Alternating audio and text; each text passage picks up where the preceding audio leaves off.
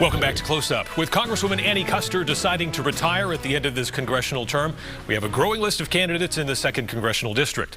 One of them who's been exploring and is now taking the next step is Becky Whitley, the state senator from Hopkinton. She's our guest this morning. Senator, thanks for being here. Thanks for having me. So you're going from exploratory to all in. Tell us a little bit about who you are and why you're running. Absolutely. Thank you so much for having me here today. Well, just to start out, I was born in the district. My family is from Rindge. I was raised by a single mom. She worked really hard and sacrificed a lot for me and my sister to have all the opportunities that we have had. And now I have built a career and a life and a family in the district because I love New Hampshire. Right? And I really felt it was important to work as hard as possible to make sure everyone had the same opportunities that I had and to improve lives. And so as a disability rights lawyer, a climate activist and organizer, a health policy specialist, and now, of course, as a lawmaker for the past 4 years, I've been a steadfast champion for women, children, working families, and I've never stopped fighting for them. So now I am running for Congress. I think that New Hampshire 2nd District deserves a proven and effective leader who's actually gotten results for working families and done that for the past 4 years. You know, as you know, New Hampshire has a very strong tradition of sending women to Congress to fight on the front lines for democracy and reproductive freedom. And you also know the adage that if you want something done, give it to a busy person. Well, I think it should say more like, if you want something done, give it to a busy mom. And that's what I am. That's who I always have been, and I want to bring that solutions-oriented approach to DC to fight to lower costs for families and to fight for reproductive freedom, and I'm really excited to do that. You know, this exploration has been incredible. I've done what I've always done, talk to my constituents, my community. The next 2 weeks, I'll be traveling all around the district, talking with reproductive health providers, with childcare providers, small businesses, elected officials, to hear from them what matters most to them. We'll get to more issues in a moment. Congresswoman Kuster, of course, has already endorsed her former 2010 campaign manager, Colin Van Osteren, in this race. Obviously, endorsements are not the be-all, end-all, but it's important. How do you overcome that obstacle and break through what really looks like an establishment candidate there, friend Colin? Yeah, I have so much respect for Congresswoman Kuster. You know, she's a fellow Hopkinton resident. She has been a trailblazer. She's the first woman who held this seat and has really been a mentor for so many women. I have a ton of respect for her. And also, I have heard from my constituents and from the community that they want to see my results-oriented approach. You know, my work has been so deeply connected to working families because that's who I am.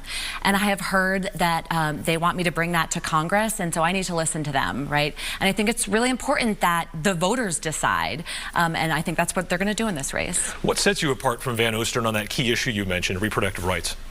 Yeah, thank you. I think that's a critical issue right now. It's going to be top of mind for not only Democrats, but everyone. You know, there have been constant attacks on our reproductive freedom, and I think what's important to keep in mind here is that my fight for reproductive freedom, which I've been a leader on in the state Senate for the past 4 years, my fight for reproductive freedom includes not only the right to access abortion, because that's important. We know that anti-abortion activists have been going after access to abortion care. But to me, reproductive freedom, reproductive justice means ensuring access to a comprehensive spectrum of reproductive health care. That means IVF. That means ensuring that all families have equitable access to IVF, whatever they look like. That means that women have access to miscarriage care, right? This is something we don't talk about, but so many women have experienced. Access to birth control, right? And then for those families, for those women that do choose to welcome a child into their family, we need to make sure that they have the best equitable maternal health care. That's what I've done in the state Senate. Last year, I was successful in leading the passage of the New Hampshire Momnibus that provided significant supports to new mom, healthcare that they need, and the supports that they want if they decide to go back to work. I've done that, and I've been leading on the issue for 4 years. You know, people talk about codifying Roe versus Wade nationally. Of course, that Supreme Court decision did allow for restrictions on abortion later in pregnancy. If you're backing a federal law, will you accept any limits on an abortion later in pregnancy?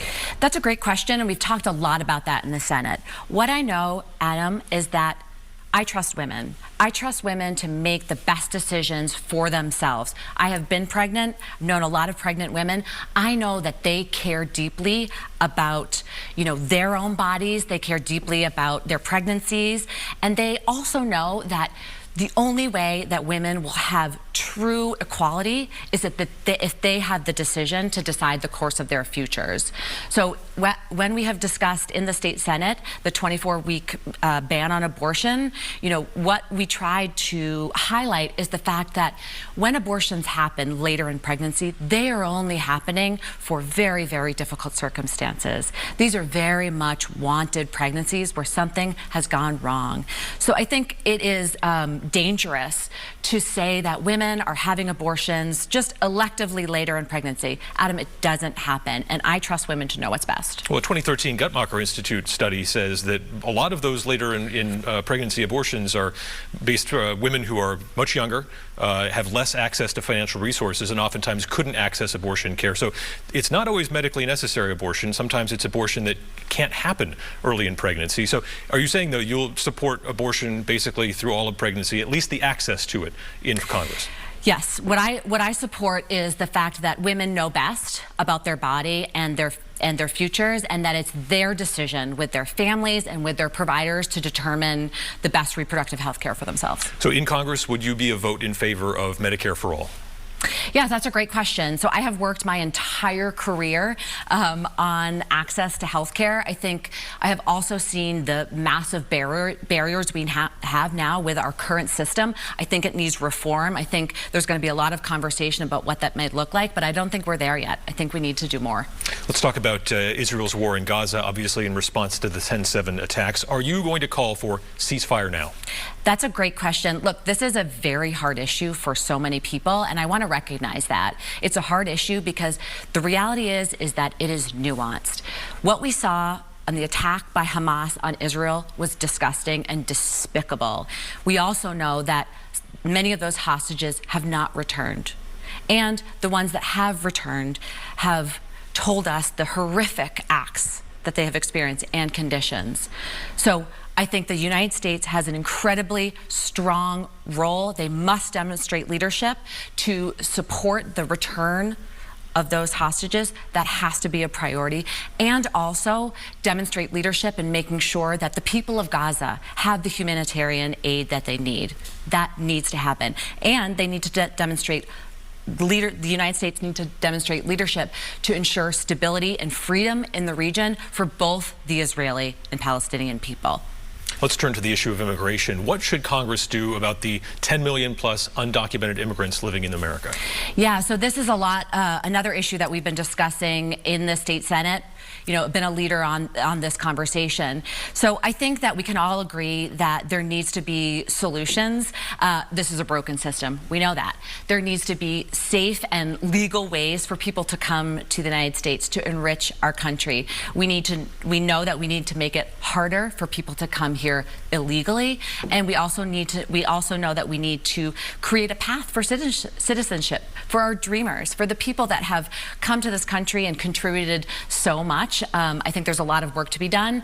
I think that we need to be focused on solutions, and there was a bipartisan solution in Congress, and MAGA Republicans, extremists, and Trump, led by Trump, they show that they didn't want solutions. So I think that's what we need to focus on. And also, Adam, what I think is important in this conversation is that we treat everyone with dignity, and we speak about everyone with dignity and not lose our humanity, because we know our immigrant populations have been the subject of hate and violence, and we have a responsibility to ensure that doesn't happen. If an undocumented person skips their court date and decides to live here in this country illegally, should they be deported? I think that's a great question. I think that we should all think through what is sort of the best way to make sure we're not incentivizing people to come here illegally. But also, these are these are people. These are people that have families, they have children, they have built a life here. And so again, I think we need to figure out those ways for safe, legal ways to come here, and then also making it harder to come here illegally. On gun control, most Democrats these days do support at the congressional level bringing back the assault weapons ban that existed from 1994 to 2004. What do you propose to do, though, about the 20 million or so AR-15 rifles that are still in circulation and privately owned in the United States? Yeah, that's a great question. This is something that keeps me up at night. As a mom, we have to, in this country, address gun violence. It is an epidemic. It's a public health epidemic. You know, you're a dad. I'm a mom. We know what our kids are experiencing in school. We know those drills that they're having to experience. I think there's so much that we have talked about in the state Senate. Again, I have been on the front lines with my colleagues talking about gun violence prevention. If people find it hard to believe that we still allow guns in schools in New Hampshire. That shouldn't happen. People would be surprised to know that Republicans, extremists, refuse to even have conversations to move the ball forward, to close the background loop, you know, close those loops to make sure that dangerous people don't get weapons. All right. State Senator Becky Whitley, we will see you out on the campaign trail. It'll be an exciting race. Thanks so much for having me. All right.